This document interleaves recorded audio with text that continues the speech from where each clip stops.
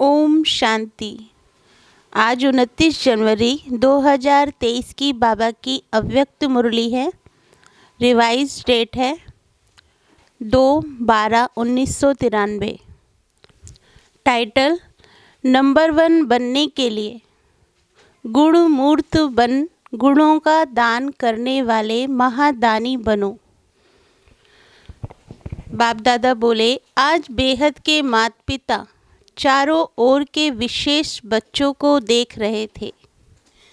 क्या विशेषता देखी?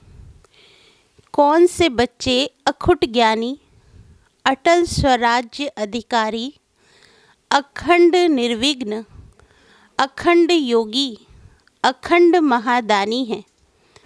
ऐसे विशेष आत्माएं कोटों में कोई बने हुए हैं।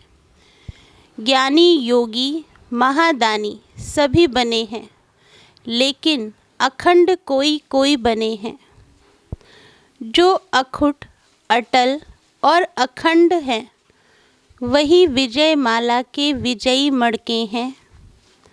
बाप दादा ने संगम युग पर सभी बच्चों को अटल अखंड भव का वरदान दिया है, लेकिन वरदान को जीवन में सदा धारण करने में नंबर वार बन गए हैं।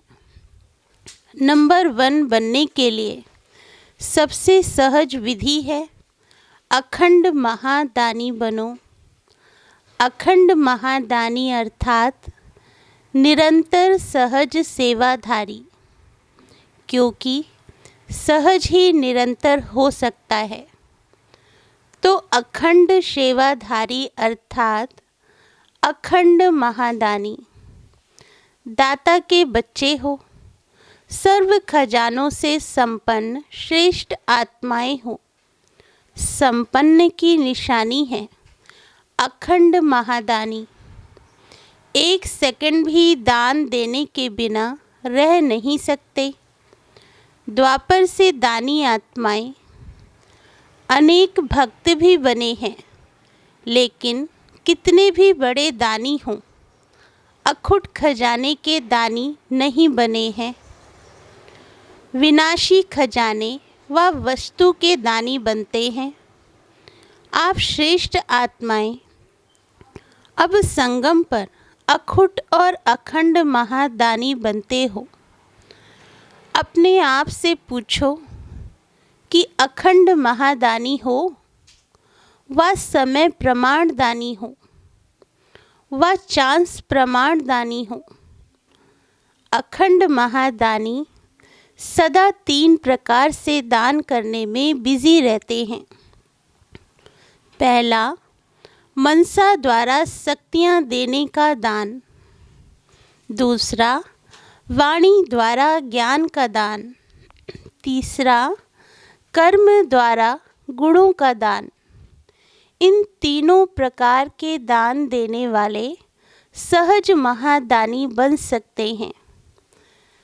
बाप दादा ने रिजल्ट में देखा, वाणी द्वारा ज्ञान दान मेजॉरिटी करते रहते हो। मनसा द्वारा शक्तियों का दान यथाशक्ति करते हो, और कर्म द्वारा गुण दान ये बहुत कम करने वाले हैं। और वर्तमान समय चाहे अज्ञानी आत्माएं हैं, चाहे ब्राह्मण आत्माएं हैं, दोनों को आवश्यकता गुणदान की है। वर्तमान समय विशेष स्वयं में व ब्राह्मण परिवार में इस विधि को तीव्र बनाओ। ये दिव्य गुण सबसे श्रेष्ठ प्रभु प्रसाद है। इस प्रसाद को खूब बांटो। जैसे जब कोई से भी मिलते हो तो 1-2 में भी स्नेह की निशानी स्थूल टोली खिलाते हो ना, ऐसे 1-2 में ये गुणों की टोली खिलाओ। इस विधि से जो संगम युग का लक्ष्य है, फरिश्ता सो देवता, यह सहज सर्व में प्रत्यक्ष दिखाई देगा। यह प्रैक्टिस निरंतर स्मृति में रखो कि मैं दाता का बच्चा अखंड महादानी आत्मा हूँ। कोई भी आत्मा चाहे अज्ञानी हो चाहे ब्राह्मण हो, लेकिन देना है। ब्राह्मण आत्माओं को ज्ञान तो पहले ही है, लेकिन 2 प्रकार से दाता बन सकते हो। पहला, जिस आत्मा को जिस शक्ति की आवश्यकता है उस आत्मा को मनसा द्वारा अर्थात शुद्ध वृत्ति वाइब्रेशन द्वारा शक्तियों का दान अर्थात सहयोग दो। दूसरा, कर्म द्वारा सदा स्वयं जीवन में गुणमूर्त बन, प्रत्यक्ष सैंपल बन, औरों को सहज गुण धारण करने का सहयोग दो। इसको कहा जाता है गुणदान। दान का अर्थ है सहयोग देना। आजकल ब्राह्मण आत्माएं भी सुनने के बजाय प्रत्यक्ष प्रमाण देखना चाहती हैं। बाप दादा बोले, किसी को भी शक्ति धारण करने की व गुण धारण करने की शिक्षा देना चाहते हो तो कोई दिल में सोचते, कोई कहते कि ऐसे धारणा मूर्त कौन बने हैं, तो देखना चाहते हैं लेकिन सुनना नहीं चाहते। ऐसे 1-2 में कहते हो ना, कौन बना है, सबको देख लिया। जब कोई बात आती है तो कहते हैं कोई नहीं बना है, सब चलता है। लेकिन यह अलबेलेपन के बोल हैं, यथार्थ नहीं है। यथार्थ क्या है? फॉलो ब्रह्मा बाप। जैसे ब्रह्मा बाप ने स्वयं सदा अपने को निमित्त एग्जाम्पल बनाया, सदा यह लक्ष्य लक्षण में लाया, जो ओटे सो अर्जुन, अर्थात जो स्वयं को निमित्त प्रत्यक्ष प्रमाण बनाता है वही अर्जुन अर्थात अव्वल नंबर का बनता है। अगर फॉलो फादर करना है तो दूसरों को देख बनने में नंबर 1 नहीं बन सकेंगे, नंबर वार बन जाएंगे। बाप दादा बोले, नंबर 1 आत्मा की निशानी है।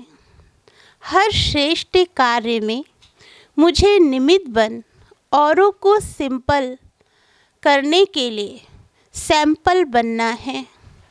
दूसरे को देखना, चाहे बड़ों को चाहे छोटों को चाहे समान वालों को, लेकिन दूसरों को देख बनना कि पहले यह बने तो मैं बनूं, तो नंबर 1 तो वह हो गया ना जो बनेगा, तो स्वयं स्वतः ही नंबर वार में आ जाते हैं। तो अखंड महादानी आत्मा सदा अपने को हर सेकंड तीनों ही महादान में से कोई ना कोई दान करने में बिजी रखता है। जैसे समय वैसी सेवा में सदा लगा हुआ रहता है। उनको व्यर्थ देखने, सुनने व करने की फुर्सत ही नहीं। तो महादानी बने हो। अभी अंडरलाइन करो, अखंड बने हैं। अगर बीच बीच में दातापन में खंडन पड़ता है तो खंडित को संपूर्ण नहीं कहा जाता। वर्तमान समय आपस में विशेष कर्म द्वारा गुणदाता बनने की आवश्यकता है। हर एक संकल्प करो कि मुझे सदा गुणमूर्त बन, सबको गुणमूर्त बनाने का विशेष कर्तव्य करना ही है। बाप दादा बोले, तो स्वयं की और सर्व की कमजोरियां समाप्त करने की इस विधि में हर एक अपने को निमित्त अव्वल नंबर समझ आगे बढ़ते चलो। ज्ञान तो बहुत है, अभी गुणों को इमर्ज करो, सर्वगुण संपन्न बनने और बनाने का एग्जाम्पल बनो। अच्छा, सर्व अखंड योगी तु आत्माएं, सर्व सदा गुणमूर्त आत्माओं को, सर्व हर संकल्प हर सेकंड महादानी व महासहयोगी विशेष आत्माओं को, सदा स्वयं को श्रेष्ठता में सैंपल बन सर्व आत्माओं को सिंपल सहज प्रेरणा देने वाले, सदा स्वयं को निमित्त नंबर 1 समझ प्रत्यक्ष प्रमाण देने वाले बाप समान आत्माओं को बाप दादा का याद प्यार और नमस्ते। दादी जानकी से मुलाकात। ऑस्ट्रेलिया, सिंगापुर आदि के चक्कर का समाचार सुनाया और सबकी याद दी। बाप दादा बोले, सबकी याद पहुंच गई। चारों ओर के बच्चे सदा बाप के सामने हैं। इसका प्रत्यक्ष प्रमाण है, जब भी याद करते तो समीप और साथ का अनुभव करते हैं। बाबा कहा, दिल से और दिलाराम हाजिर, इसलिए ही कहते हैं हजूर हाजिर है, हाजिरा हजूर है, जहाँ भी है जो भी है, लेकिन हर स्थान पर हर एक के पास हाजिर हो जाते हैं, इसलिए हाजिरा हजूर हो गया। इस स्नेह की विधि को लोग नहीं जान सकते, यह ब्राह्मण आत्माएं ही जानती हैं। अनुभवी इस अनुभव को जानते हैं। आप विशेष आत्माएं तो हैं ही, कंबाइंड ना, अलग हो ही नहीं सकते। लोग कहते हैं जिधर देखते हैं उधर तू ही तू है, और आप कहते हो जो करते हैं जहाँ जाते हैं बाप साथ ही है, अर्थात तू ही तू है। बाप दादा बोले, जैसे कर्तव्य साथ है तो हर कर्तव्य कराने वाला भी सदा साथ है। इसलिए गाया हुआ है, करन करावन हार, तो कंबाइंड हो गया। करन हार और करावन हार, तो आप सबकी स्थिति क्या है? कंबाइंड है ना। करन करावन हार करन हार के साथ है ही, करावन हार अलग नहीं है। इसको ही कंबाइंड स्थिति कहा जाता है। सभी अपना अपना अच्छा पार्ट बजा रहे हो, अनेक आत्माओं के आगे सैंपल हो सिंपल करने के। ऐसा लगता है ना, मुश्किल को सहज बनाना यही फॉलो फादर है।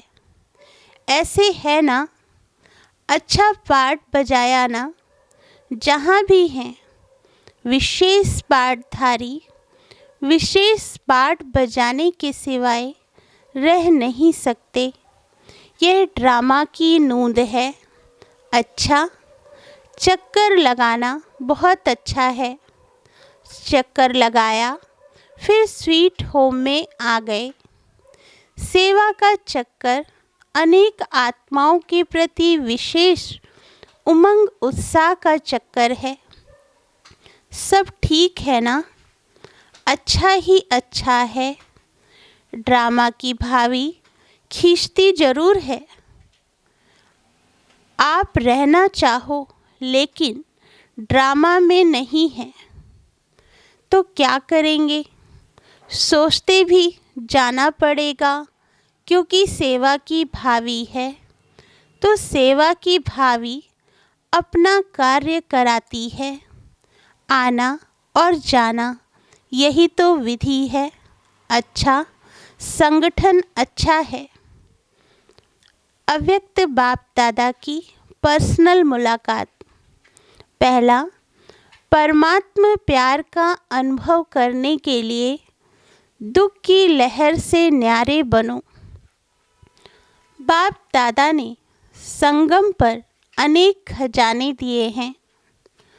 उन सभी खजानों में से श्रेष्ठ खजाना है सदा खुशी का खजाना।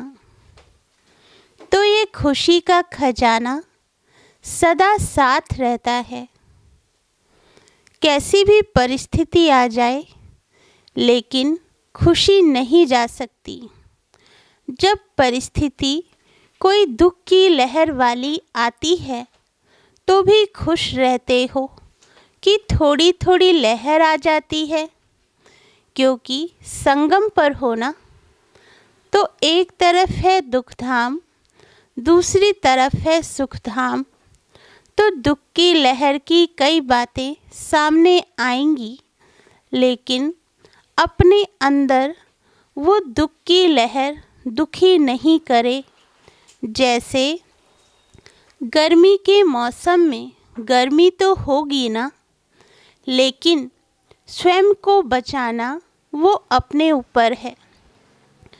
तो दुख की बातें सुनने में आएंगी, लेकिन दिल में प्रभाव नहीं पड़े।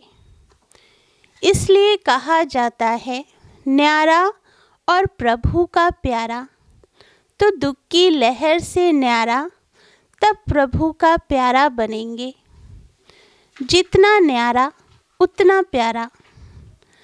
अपने आप को देखो कि कितने न्यारे बने हैं। जितना न्यारा बनते जाते हो, उतना ही सहज परमात्मा प्यार का अनुभव करते हो।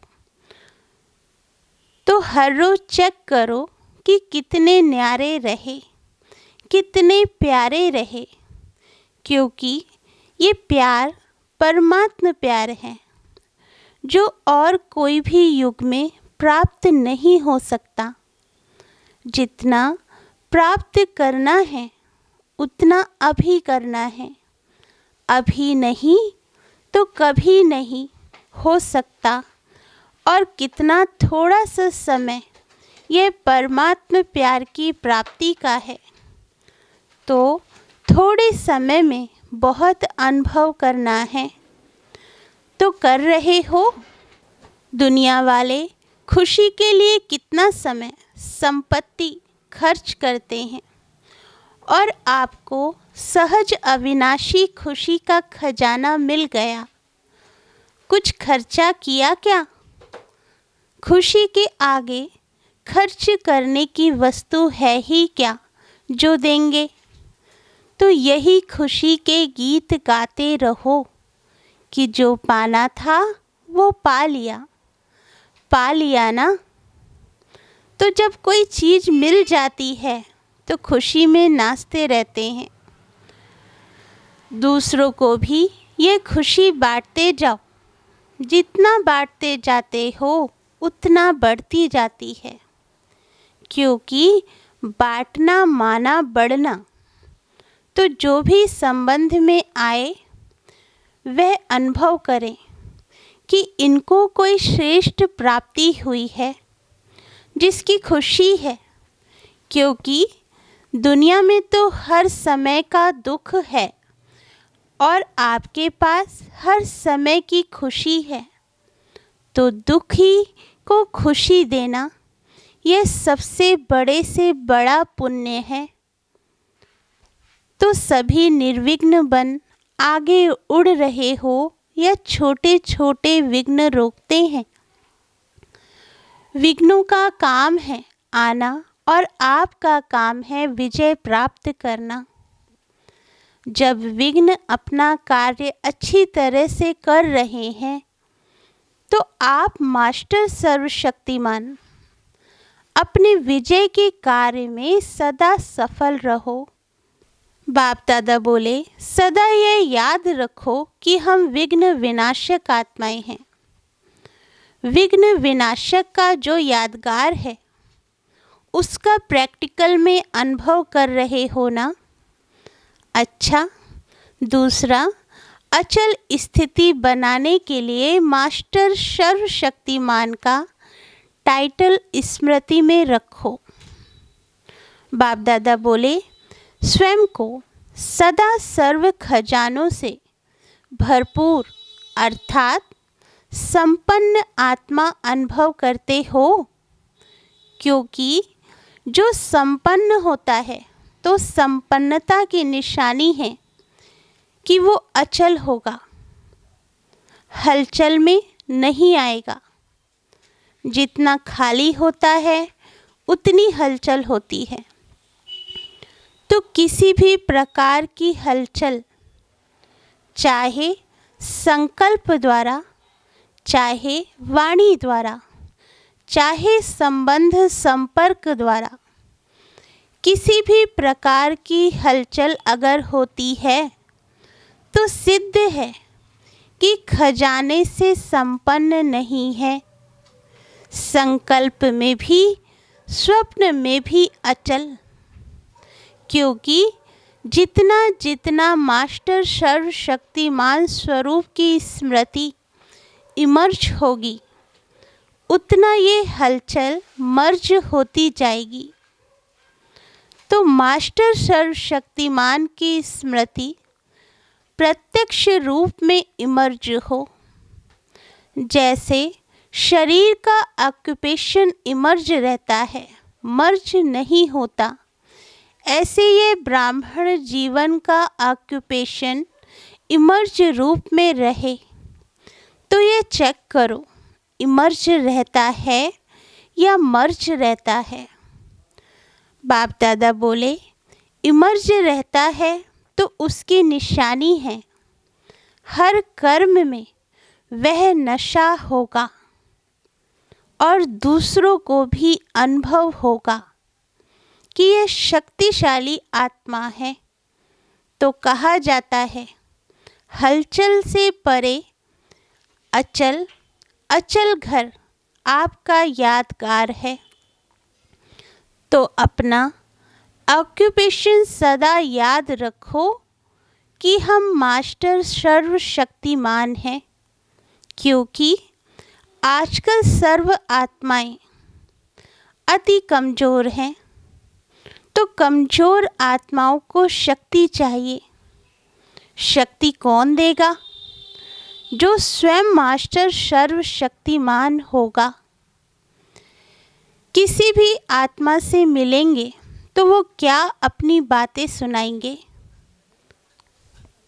कमजोरी की बातें सुनाते हैं ना। जो करना चाहते हैं वो कर नहीं सकते, तो इसका प्रमाण है कि कमज़ोर हैं। और आप जो संकल्प करते हो वो कर्म में ला सकते हो। तो मास्टर सर्वशक्तिमान की निशानी है कि संकल्प और कर्म दोनों समान होगा।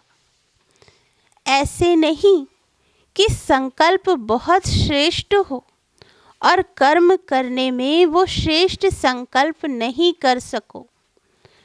इसको मास्टर सर्वशक्तिमान नहीं कहेंगे।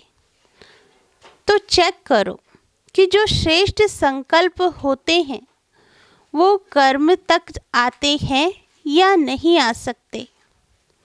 बाप दादा बोले, मास्टर सर्वशक्तिमान की निशानी है कि जो शक्ति जिस समय आवश्यक हो उस समय वो शक्ति कार्य में आए। तो ऐसे हैं या आवाहन करते हो थोड़ा देरी से आती है। जब कोई बात पूरी हो जाती है पीछे स्मृति में आए कि ऐसा नहीं ऐसा करते, तो इसको कहा जाता है समय पर काम में नहीं आई। जैसे स्थूल कर्मेंद्रियां ऑर्डर पर चल सकती है ना। हाथ को जब चाहो जहाँ चाहो वहाँ चला सकते हो।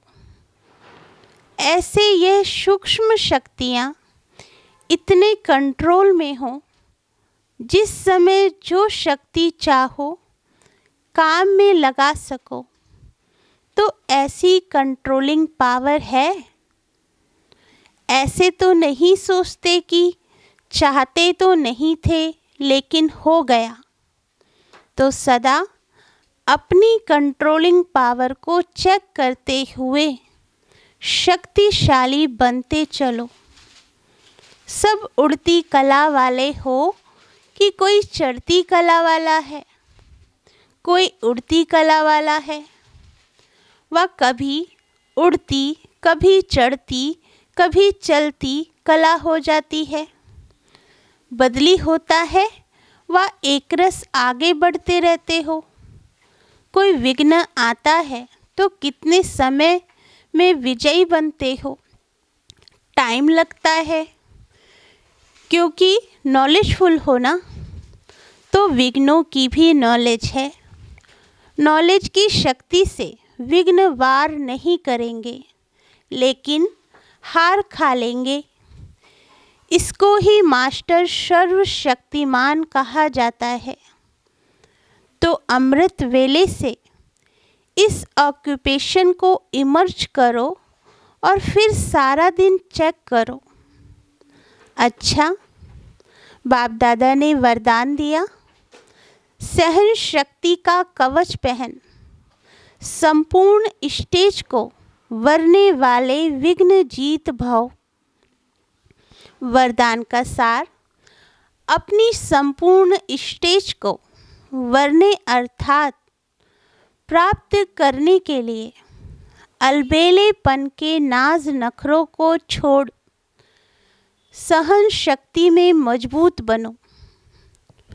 सहन शक्ति ही सर्व विघ्नों से बचने का कवच है। जो ये कवच नहीं पहनते वह नाजुक बन जाते हैं। फिर बाप की बातें बाप को ही सुनाते हैं। कभी बहुत उमंग उत्साह में रहते, कभी दिल शिकस्त हो जाते। अब इस उतरने चढ़ने की सीढ़ी को छोड़ सदा उमंग उत्साह में रहो, तो संपूर्ण स्टेज समीप आ जाएगी। स्लोगन, याद और सेवा की शक्ति से अनेक आत्माओं पर रहम करना ही रहम दिल बनना है। अच्छा, ओम शांति। मीठे बाबा।